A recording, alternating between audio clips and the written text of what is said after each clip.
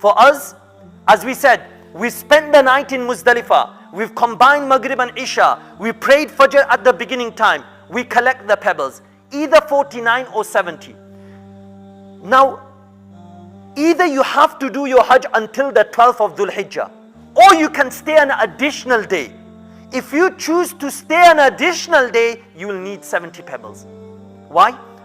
On the first day, on the 10th, you will need to pelt only one pillar 7 times. On the second and third day, 11th and 12th of Dhul Hijjah, you'll have to do all 3. So 777, 777. So first day was only 7. Next day 21. Next day 21. That's 49 in total. If you decide to stay on the 13th of Dhul Hijjah, as we will explain, you'll need 21 more. So that's 70. And leave just before sunrise. Now Mina, this is the most important part, Mina. Now this is the busiest thing. Now upon reaching Mina, it can be even after Subh Sadiq, but ideally the Sunnah time is after sunrise until Zawal. You will only be pelting one Jamara al-Aqaba 7 times. And all this time we were saying the Talbiyah. You will stop saying the Talbiyah at the moment of striking the first stone. The stone must be big enough as a fingertip. And at each time you'll say Allahu Akbar, and you'll throw all 7 separately with the right hand. And then you'll move on.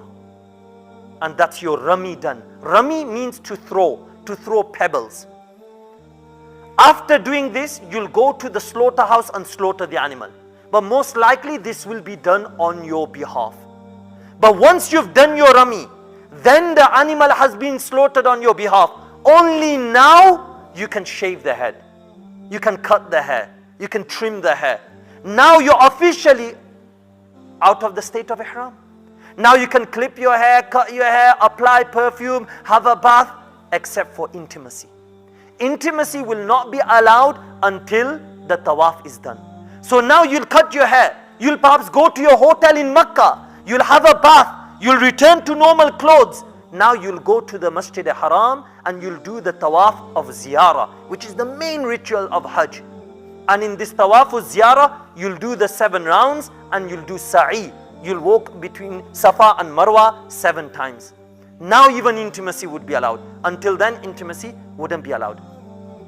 So from Muzdalifah, in the morning we went Mina. In Mina, we pelted the Jamra Aqaba, the biggest pillar, which will be noticeable. Then we slaughtered the animal, or it was on our behalf. Only after that, we're allowed to cut our hair. We returned to normal clothes. Then we went to Makkah. We performed Tawaf al-Ziyarah and the Sa'i. Now, this Tawaf al-Ziyarah is allowed on the 10th, ideal, Nabi Karim Sallallahu did. If it's not possible, then you can do it on the 11th, because you think it's a crowd. If not, you can do it on the 12th, as long as you do it before the sunset of the 12th. Unless it's a woman on menstruation, she is not allowed, it's haram for her, it's not allowed for her to do tawaf. Then she can delay it as much as until she attains purity. But otherwise we should do it on the 10th, if not 11th, if not before the sunset of the 12th. Also the order should be maintained. Pelting the Jamra Aqaba, then slaughtering the animal, then you may cut the hair or perform the tawaf. Now before the night, many people will assume, chalo, we're in Makkah anyway, let's go sleep in the hotel. No. Now quickly return to Mina. In fact, Nabi Karim Sallallahu Alaihi Wasallam did all these rituals and he returned to Mina for Zuhr time. It may be very quick for us, inconvenient, particularly if you're traveling with elders, women, children. Nevertheless, spend the night specifically in Mina. Jabir radiallahu anhu says, I saw Allah's Messenger stoning Jamrat al-Aqaba at forenoon. So that's allowed from sunrise onwards, because the next few days, 11th and the 12th, it will not be allowed until after Zawal, Zuhr time. So on the 10th, on the first day, you can do it 7 o'clock in the morning, 8 o'clock, 9 o'clock. But after that day, on the 11th and 12th, Nabi Karim Sallallahu Alaihi Wasallam would only do it after the sun had started to tilt down, i.e. Zuhr. So the sunnah time then is from Zawal until Maghrib. If you haven't done it, then even after Maghrib, it would be allowed until the Fajr time of the next day.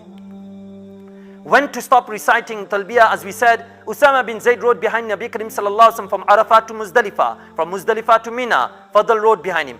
Both of them said Nabi Karim sallallahu alaihi wasallam was constantly reciting the talbiyah until he stoned the Jamara Aqaba. That's what it looks like. Jabir radiallahu anh says, Nabi Karim sallallahu alaihi wasallam stoned the Jamarat with pebbles like date stones or fingertip size.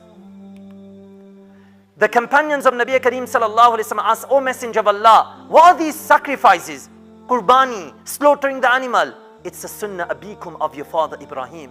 What do we receive from it? For every hair of the animal, there is a ajr and reward you shall receive. What about the wool? Nabi Karim sallallahu alaihi wasallam said, for every fiber and strand of wool, there is a good deed from Allah written for you. Ibn Umar radiallahu narrates that Allah's Messenger sallallahu alaihi wasallam observed the tawaf al-ifada. This is known as tawaf al-ifada or tawaf al-ziyarah, the main tawaf of Hajj, on the day of the 10th of Dhul Hijjah. And then he was able to come back and he observed Zohar time at Mina, and then spend the rest of the day and the night in Mina. And after this, again all relaxing. You simply stay in Mina and you pelt all 3 Jamarats daily. However, Hazrat Aisha radiallahu anha says, I was menstruating when I reached Makkah. So I neither performed tawaf of Kaaba, nor sa'i between Safa and Marwa. I informed Nabi Karim sallallahu alaihi wasallam. Prophet sallallahu alaihi wasallam said, continue, attend Mina, Arafat, Muzdalifah, do all the rituals except for tawaf of the Kaaba until you become pure, whether on the 11th, 12th, 13th, 14th.